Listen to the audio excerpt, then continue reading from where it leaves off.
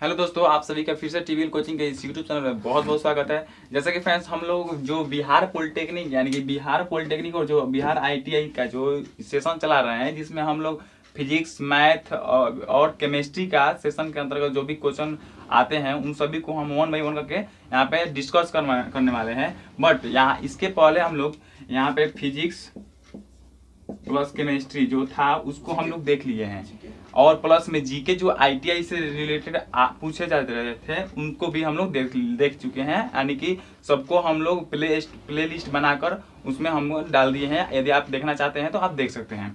तो यहाँ पे फिजिक्स और केमिस्ट्री का अप्रोक्स में जो है चैप्टर फिनिश हो गया है, बट मैथ का जो है मैथ का अभी स्टार्ट भी नहीं हुआ है। इसलिए यहाँ पे हम लोग मैथ के सिलेबस के बारे में आज जानेंगे। उसके बाद मैथ का जो भी चैप्टर बाय चैप्टर है उसको हम लोग वन बाई वन करके डिस्कस करने वाले हैं। तो इसमें हम लोग क्या देखने वाले हैं, मैथ, यानी कि मैथ में जो Bihar ITI plus polytechnic para medical में जो क्वेश्चन पूछ लिए जाते हैं मैथ से, उसके अंतर्गत जो भी सिलेबस है, जो भी लेसन है, उस सभी लेसन को देखने वाले हैं। तो यहाँ पे देखा जाए तो फर्स्ट ऑफ ऑल यहाँ पे फर्स्ट जो सिलेबस में दिया हुआ है संख्या पद्धति दिया हुआ है, यानी कि नंबर सिस्टम आपका यहाँ पे दिया हुआ है। तो नंबर सिस्टम में हम लोग वो सारे जो क्वेश्चन को देखेंगे जो नंबर से रिलेटेड क्वेश्चन पूछे जाते हैं। जैसे वन हो गया, 2 हो गया, 3 हो गया, 4 हो गया, डॉट डॉट दे देगा और यहाँ पे बोलेगा 10वां पद क्या है वगैरह। कोई भी मतलब इस प्रकार का जो भी क्वेश्चन आएगा उस सारे क्वेश्चन को इसके अंतर्गत हम लोग देखने वाले हैं। बट यहाँ पे यदि सेकेंड नंबर की बात करें, यहाँ पे उसके बाद वर्गमूल तथा घनमूल दिया हुआ है। तो वर्गमूल घनमूल में भी आप जान सकते हैं कि वर्गमूल घनमूल में कौन कौन से क्वेश्चन पूछ लिए जाते हैं। जैसे कोई भी संख्या है, कोई भी डिजिट दे देगा, जैसे 16 दे देगा, इसका बोलेगा वर्गमूल निकालिए, तो यहाँ पे इसका 4 प्लस माइनस 4 या इसका आंसर होगा। यानी कि इस प्रकार के क्वेश्चन जो भी आएंगे उसके अंतर्गत यहाँ पे हम लोग देखने वाले हैं। और यदि पूछ लेगा, यदि घनमूल पूछ लेगा तो 64 का घनमूल कितना होता है, तो यहाँ पे आपका 4 इसका आंसर हो जाएगा। क्यों? क्योंकि इसका घनमूल निकालते हैं तो क्या होता है, 64 का घनमूल 4 होता है। तो इस प्रकार हम इसको देख सकते हैं। बात करते हैं 3 नंबर थर्ड नंबर की। तो थर्ड नंबर बोल रहा है कि सरलीकरण यानी कि सिंप्लीफिकेशन। तो इसमें हम लोग सिंप्लीफिकेशन में देखने वाले हैं कि जैसे कोई भी डिजिट दे देगा, जैसे मान लीजिए मान लेते हैं कि 1/1/2 प्लस 2/1/2 इक्वल टू वाट, यानी कि यहाँ इसको ऐड किया जाएगा तो क्या होगा। तो यहाँ पे इसको ज्ञात करना है। तो इसको जब ज्ञात करना है तो यही सब सिंप्लीफिकेशन के अंतर्गत आते हैं क्वेश्चन, यानी कि सिंप्लीफिकेशन के अंतर्गत इस प्रकार के क्वेश्चन आएंगे। और जो भी बोर्ड मास से रिलेटेड क्वेश्चन होते हैं, जो बोर्ड मास का जो नियम होता है उस सबको हमको यहाँ पे देखने वाले हैं इसको। तो बोर्ड मास से रिलेटेड जो भी क्वेश्चन आते हैं उन सबको सरलीकरण में हम लोग पढ़ने वाले हैं। तो ये सरलीकरण क्या हुआ, फिनिश हुआ। उसके बाद 4 नंबर में देखा जाए तो 4 नंबर में दिया है महत्तम समावर्तक तथा लघुत्तम समावर्तक, यानी कि एलसीएम और एचसीएफ। तो एलसीएम में और एचसीएफ में जो भी क्वेश्चन आते हैं लो टू हाई, यानी कि सबसे निचले मीडियम से सबसे हाई मीडियम तक जो भी क्वेश्चन पूछ लिए जाते हैं, जो भी अदर कंपटीशन में भी क्वेश्चन पूछ लिए जाते हैं, उन सभी क्वेश्चन को डिस्कस करने वाले हैं। फर्स्ट ऑफ ऑल तो जो प्रीवियस ईयर में जो नंबर जो सभी जो है यहाँ पे आपका टॉपिक है उससे रिलेटेड जो भी प्रीवियस ईयर में क्वेश्चन आते हैं उन सभी को हम लोग वन बाई वन करके जो टॉपिक है उस टॉपिक के अंतर्गत पढ़ेंगे। बट अदरवाइज उसके बाद भी अगर कोई भी एक्स्ट्रा क्वेश्चन जो इंपॉर्टेंट लग रहा है उन सभी क्वेश्चन को भी देखेंगे। तो यहाँ पे क्या क्लियर हुआ, यहाँ पे एलसीएम और एचसीएफ भी क्लियर हुआ। तो एलसीएम एचसीएफ में हम लोग वही गुणनखंड विधि द्वारा एलसीएम वगैरह एचसीएफ ज्ञान करते हैं। जैसे 10 20 10 15 16 इस सब का आपका एलसीएम निकालिए या एचसीएफ निकालिए, इस तरह का क्वेश्चन पूछ लिया जाता है। तो ये तो थोड़ा सा जो है हमारा इसका जो है मतलब जो क्षणिक नॉलेज होता है वो हम इसको बताएं। लेकिन अगर बात करें अब 5 नंबर की, तो 5 नंबर बोल रहा है कि अनुपात तथा समानुपात, यानी कि रेशियो एंड प्रोपोर्शन, यानी कि रेशियो के बारे में जो आते हैं क्वेश्चन उसको हम लोग इसके अंतर्गत पढ़ने वाले हैं। उसके बाद जो है एवरेज, यानी कि औसत। तो औसत जो है ये काफी इंपॉर्टेंट है और काफी अदर कॉम्पिटिटिव एग्जाम भी जो लिए जाते हैं डीएलएड वगैरह, उन सभी इंट्रेंस एग्जाम में भी ये औसत यानी कि एवरेज से क्वेश्चन पूछ लिए जाते हैं। तो इसके अंतर्गत भी हाई टू लो, यानी कि सबसे निचले से मतलब जो है ऊपरी स्तर तक के क्वेश्चन को हम देखने वाले हैं। किसमें? औसत में, एवरेज में। यानी कि एवरेज इस प्रकार पढ़ेंगे, यानी कि ये जो है अगर हाई लेवल है तो हाई लेवल भी क्लियर हो जाएगा, और लो लेवल का एग्जाम है तो लो लेवल भी क्लियर हो जाएगा। तो एवरेज में हम लोग इस प्रकार के सभी क्वेश्चन को देखने वाले हैं। उसके बाद लॉस एंड प्रॉफिट है, यानी कि लाभ और हानि है। तो इसमें भी जो हाई लेवल का एग्जाम होता है और जो लो लेवल का, यानी कि ITI से लेकर हम लोग जो DLED वगैरह होता है एग्जाम, उन सभी के तहत जो भी क्वेश्चन पूछ लिए जाते हैं उन सभी क्वेश्चन को देखेंगे कि किस प्रकार के क्वेश्चन इसमें पूछे गए हैं, और सारे टॉपिक को 1 बाई 1 करके हम लोग यहाँ पे डिस्कस करेंगे। उसके बाद यदि ये बात किया जाए 8 नंबर की, तो 8 नंबर में बोल रहा है कि साधारण तथा चक्रवृद्धि ब्याज, यानी कि SI और CI, simple interest and compound interest. तो सिंपल इंटरेस्ट और कंपाउंड इंटरेस्ट जो भी आते हैं एग्जाम में, इनसे रिलेटेड जो भी क्वेश्चन वगैरह, उन सभी क्वेश्चन को इसमें हम लोग देखने वाले हैं। इससे भी क्वेश्चन काफी ITI में क्वेश्चन रिपीट होते हैं, और ये एवरेज जो था यहाँ पे औसत, इससे रिलेटेड काफी क्वेश्चन ITI में पूछ लिए जाते हैं, इसलिए इसको हम लोग काफी अच्छी तरह से पढ़ने वाले हैं। उसके बाद लॉस एंड प्रॉफिट से भी अधिक क्वेश्चन पूछ जाते हैं, साधारण ब्याज तथा चक्रवृद्धि ब्याज से भी अधिक क्वेश्चन पूछ लिए जाते हैं।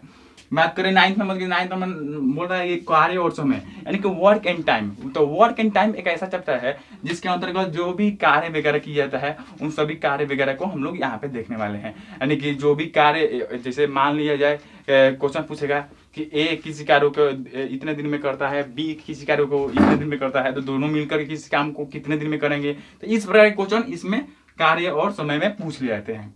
बट इसके अंतर्गत जो भी टॉपिक है हाई टू लो, उन सभी को हम लोग इसमें देखने वाले हैं, तो देखना मत भूलिएगा। और कल से जो है पूरा इसका चैप्टर स्टार्ट करने वाले हैं।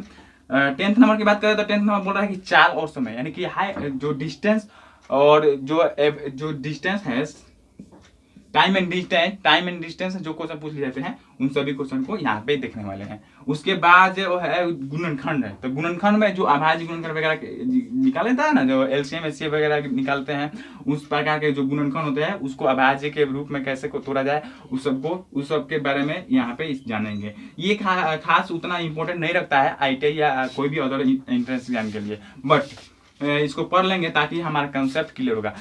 देखिए फ्रेंड्स, यदि आपका कंसेप्ट सही रहेगा तो कोई भी कॉम्पिटेटिव एग्जाम में आप बैठिएगा तो आपका मतलब जो है क्वेश्चन बनाने का जो स्पीड है वो सही रहेगा, और वगैरह यदि कंसेप्ट फुल रहिएगा तो क्वेश्चन बनाने में मजा आएगा।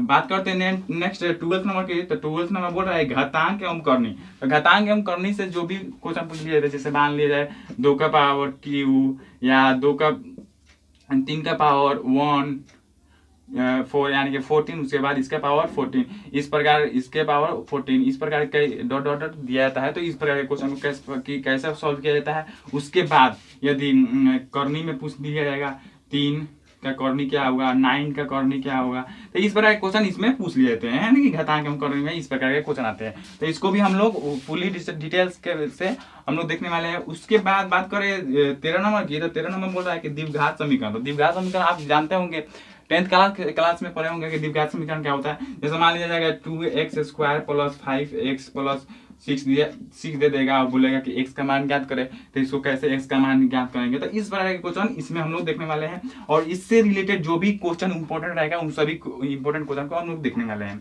बात करते हैं 14 नंबर क्वेश्चन की, तो 14 नंबर टॉपिक है आपका समुच्चय और सिद्धांत, यानी कि समुच्चय का सिद्धांत, यानी कि सेट। ये देखिए फ्रेंड्स, ये 14 और 15 जो है ये काफी इंपॉर्टेंट है, और ये थोड़ा सा 11th के जो है 11th का चैप्टर को टच करता है। तो ये थोड़ा सा घबराने की बात क्रिएट हो जाती है जब इंट्रेंस एग्जाम में पूछ लेते हैं कि सेट जो लॉगरिथम है, यानी कि लॉग से रिलेटेड जो क्वेश्चन आते हैं वो भी इसमें थोड़ा सा पूछ लिए जाते हैं। पॉलिटेक्निक के एग्जाम में तो अदरवाइज बहुत ही ज्यादा ही पूछ लिए जाते हैं, बट ITI में थोड़ा सा कम पूछा जाता है, 1-2 नंबर का आ जाता है। तो वो भी आता है तो काफी सिंपल आता है, यानी कि ज्यादा हार्ड नहीं आता है। तो यहाँ पे सेट से आ जाते हैं, लघुगणक यानी कि लोगारिथम से आ जाते हैं। तो ये थोड़ा सा आउट ऑफ सिलेबस हम लोगों को लगता है, लेकिन ये काफी हल्का जो है सिंपल चैप्टर है, इसको हम लोग आसानी पूर्वक देख सकते हैं। ये इससे घबराने की बात नहीं है, जब हम लोग पढ़ेंगे तो सारे कंसेप्ट के साथ पूरा डिटेल्स में हम लोग जानकारी देंगे, कोई घबराने की बात नहीं है। यदि हम है तो आर या पार कर देंगे। उसके बाद 60 नंबर है क्षेत्रफल, परिमाप तथा आयतन, यानी कि मेंसुरेशन से रिलेटेड, यानी मेंसुरेशन में जो त्रिभुज का आयतन, क्षेत्रफल वगैरह, वर्ग पृष्ठ क्षेत्रफल, जो गोला का वर्ग पृष्ठ, बेलन का वर्ग पृष्ठ, शंकु का, यानी शंकु वगैरह की सब में जो जो जो ये फॉर्मूला क्रिएट होता है, वो फॉर्मूला कैसे क्रिएट होता है, उस सब के बारे में डिटेल्स जानेंगे। और मात्र 14 डे में ये पूरे चैप्टर को हम लोग समाप्त करेंगे। ये पूरे जो है 17 चैप्टर को ही 14 डे में ही हम लोगों को समाप्त करना है। क्यों? क्योंकि जून में अप्रोक्स में हमको लग रहा है कि बिहार बोर्ड जो है ITI का एंट्रेंस एग्जाम या पॉलिटेक्निक का एंट्रेंस एग्जाम जून में पक्का लेगी। यदि कोरोना का कहर जो है वो उतर जाए तो पक्का जून में ये एग्जाम ले लेगी। तो यहाँ पे आपका 40 डे लगभग मिलेगा आपको तैयारी करने के लिए। तो 40 डे में हम लोग इसको सॉल्व करेंगे, यानी कि पूरे को सही पूरा जान जाएंगे। और इसके बीच में ही केमिस्ट्री और फिजिक्स का भी जो सेशन चल रहा है वो भी चलता रहेगा। बात करते हैं लास्ट, और आपने लास्ट टॉपिक है तो लास्ट वाला टॉपिक बोल रहा है ऊंचाई एवं दूरी, यानी हाइट एंड डिस्टेंस। तो हाइट एंड डिस्टेंस ये काफी इंपोर्टेंट फ्रेंड्स है, ये जो है ये काफी इंपोर्टेंट चैप्टर है। और इससे रिलेटेड आपका कम से कम तीन क्वेश्चन तो जरूर पूछ लिए जाते हैं, यानी कि 3 क्वेश्चन हाइट एंड डिस्टेंस कम से कम ITI में पूछ लिए जाते हैं। और जो है पॉलिटेक्निक आपका PE भी जो होता है, पॉलिटेक्निक इंजीनियर भी होता है, उसमें भी आपका कितने नंबर के? 1 नंबर के पक्का पूछा जाता है। और पैरामेडिकल में तो 2 नंबर के पूछ लिए जाते हैं। तो ये भी काफी इंपोर्टेंट चैप्टर है, ऊंचाई एवं दूरी। तो इस प्रकार हम लोग ये यहाँ पे 17 चैप्टर को देखा है कि कौन कौन से चैप्टर में किस प्रकार के क्वेश्चन आते हैं। तो उसको थोड़ा सा जो है शॉर्ट में हम लोग बताएं, और शॉर्ट में जाने की कौन से चैप्टर में क्या क्या पढ़ना है। बट जब हम लोग लेसन स्टार्ट करेंगे, जैसे फर्स्ट है आपका संख्या पद्धति यानी नंबर सिस्टम। तो नंबर सिस्टम जब आप लेसन स्टार्ट करेंगे तो नंबर सिस्टम में हम लोग जानेंगे कि नंबर सिस्टम आखिर होता क्या है, इसमें क्या क्या कैसे कैसे क्वेश्चन पूछ लिए जाते हैं, उन सभी क्वेश्चन को बनाने का क्या मेथड है, कॉन्सेप्ट क्या है, सभी कॉन्सेप्ट को पूरे डिटेल्स के बारे में जानेंगे। कोई घबराएंगे नहीं, यानी कि घबराने की बात नहीं है। हमारे पास 40 डे है, 40 डे में सभी को क्लियर करेंगे 1 बाई 1 करके। यानी कि लगभग एक जो टॉपिक है आपका 2 दिन चलेगा, तो 17 को है तो 17 दूना 34, कभी मिस हो गया डे तो 7 दिन उसमें माइनस हो जाएगा, यानी कि 17 दूना 34 दिन में तो ये लग रहा है। लेकिन 17 दूना 34 और ये 6 ऐड कीजिएगा 34 में, तो आपका 40 डे हो रहा है। लेकिन आपको 34 दिन में ही ये कंप्लीट हो जा रहा है, तो आपके लिए काफी अच्छा है। तो इस प्रकार हम इन सभी सिलेबस के बारे में जाने और आशा करते हैं फ्रेंड्स कि आपको ये सिलेबस काफी अच्छा लगा होगा और इसका जो डिस्कस है वो भी अच्छा लगा होगा। और जो हमारा अगला पड़ाव है, यानी कि मैथ को पढ़ाने का जो ये सोच है, उससे आपको अच्छा लगा होगा और उससे आपको कुछ बेनिफिट जरूर मिलेगा जब हम पढ़ाएंगे। तो ओके फ्रेंड्स, मिलते हैं नेक्स्ट वीडियो में। ओके, जय हिंद।